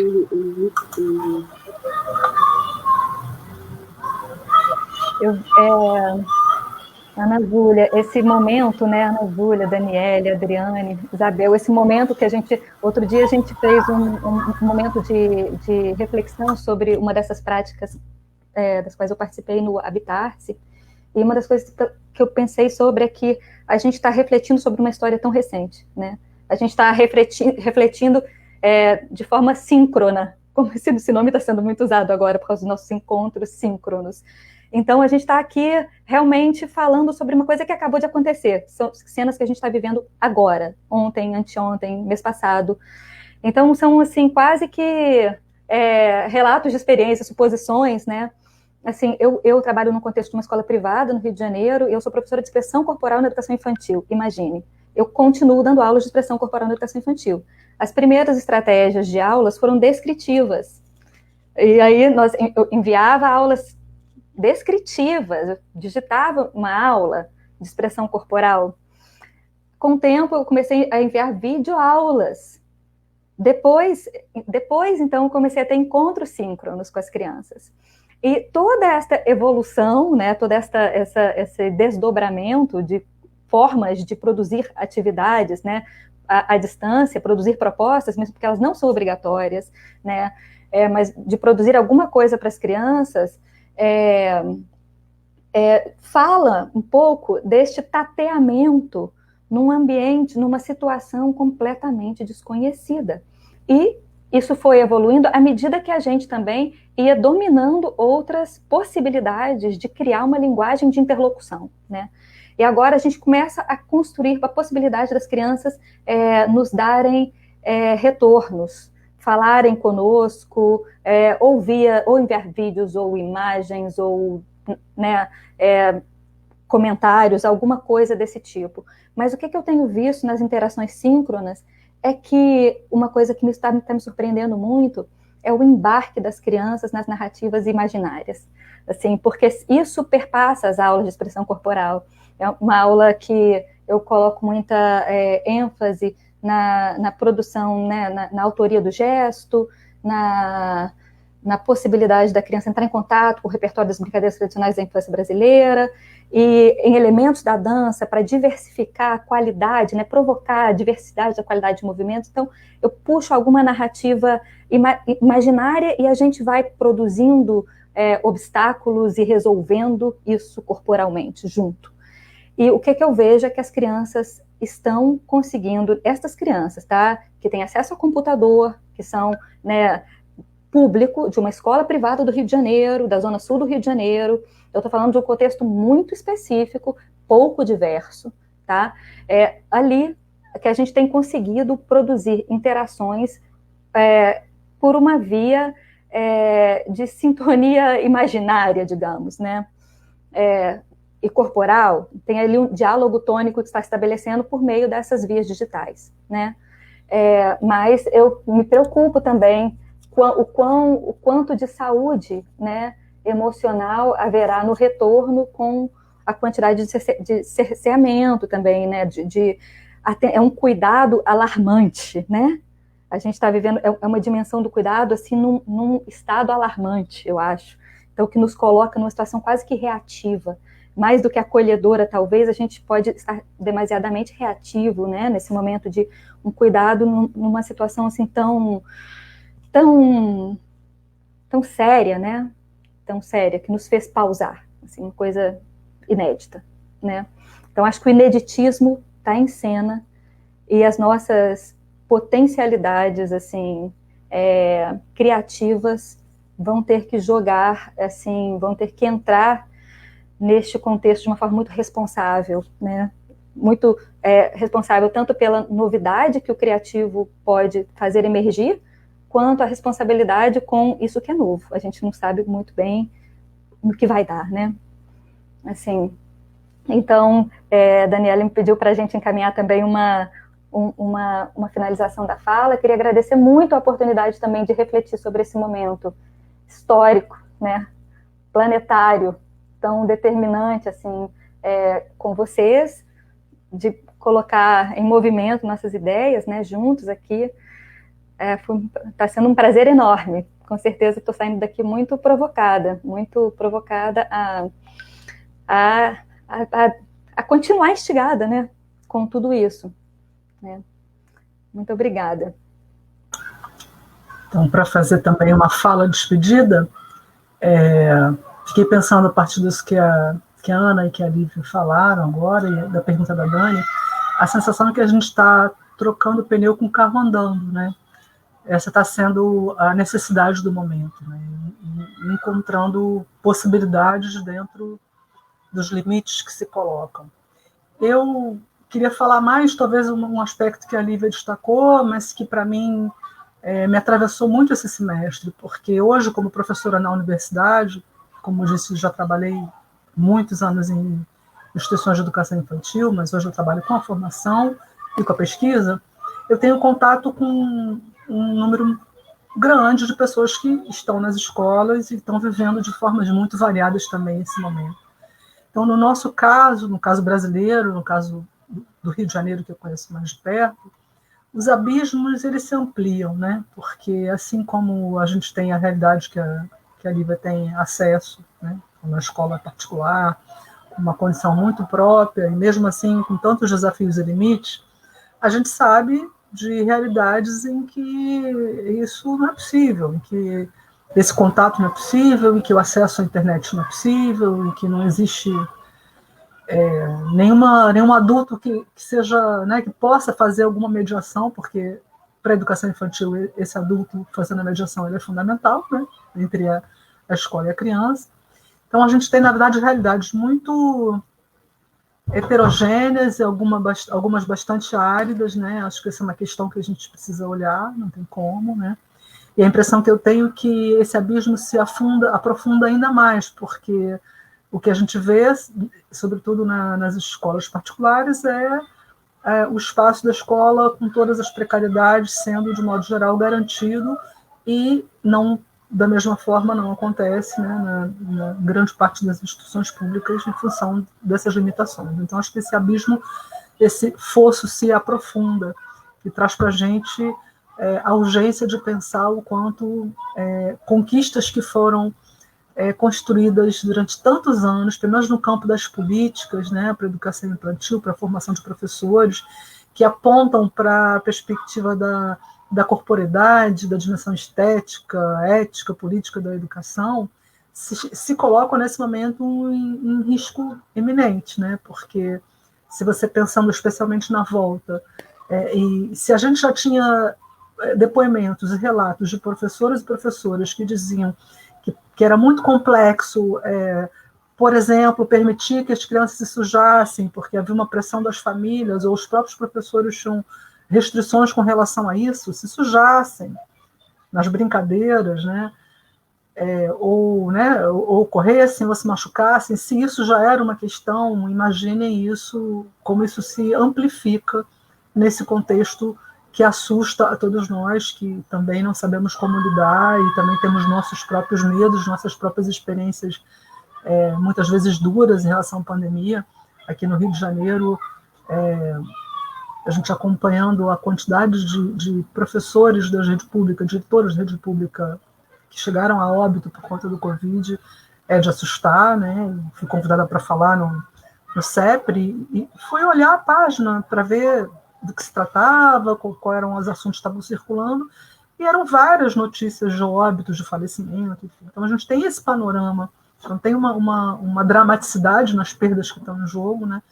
Mas eu acho que tem as frestas, né? Tem os espaços que a gente pode encontrar, e eu acho que, assim como a Ana, que um caminho e aí eu falo de todas as realidades, é a gente se aproximar das famílias, que mesmo para as famílias cujo acesso é mais limitado, é possível, né, algum contato, é possível alguma escuta. E acho que essa escuta vai dando para a gente alguns elementos para pensar nas possíveis pontes, mas que tem que ser pensadas caso a caso. Acho que não existe uma... Se a gente puder falar de uma regra que talvez seja geral, amplificar as escutas, amplificar o diálogo, conhecer melhor como cada um está vivendo essa experiência e de que maneira a escola pode ser parceira, né, nessa experiência também. Eu queria agradecer também o convite, foi uma ótima tarde de reflexão, de troca, foi um prazer. Ana Júlia quer terminar, quer dar um tchauzinho, Ana Júlia? Eu acho que só agradecer. Ana Júlia quer fazer uma fala final, um breve tchau? Tá dando para ouvir, Dani? Sim. Acho que está dando para ouvir, né? Eu acho que só agradecer aos colegas pelo debate hoje, agradecer a Isabel e o Christian pela tradução, né, a Adriana pela abertura tão sensível e ao convite da Dani e da Catarina. Então, muito obrigada e espero que a gente possa continuar, né, debatendo nos próximos encontros aqui da Convidei. Bem, então eu vou encerrar, né, esse nosso primeiro encontro de autoras, né, porque nós iniciamos. E agora, com vocês três, inaugurando essa roda de autores, né? Autoras, nesse momento. Quero agradecer muitíssimo a Adriane, a Lívia, a Ana Júlia, pelas contribuições, pelo teor, né, do que vocês trouxeram de relevância para a nossa discussão.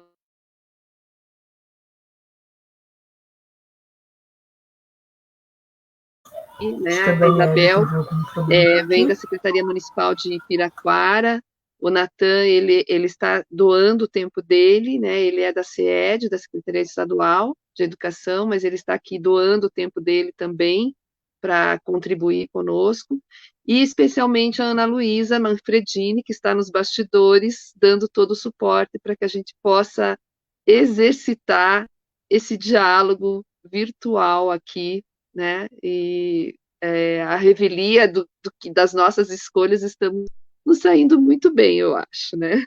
Então, muito obrigada a todas. Hoje só temos mulheres aqui agora, nesse momento, né? O Natan está escondidinho. E na próxima quinta-feira estaremos com mais uma turma de autores para discutir e conversar sobre a prática na educação infantil, né? Muito obrigada, meninas.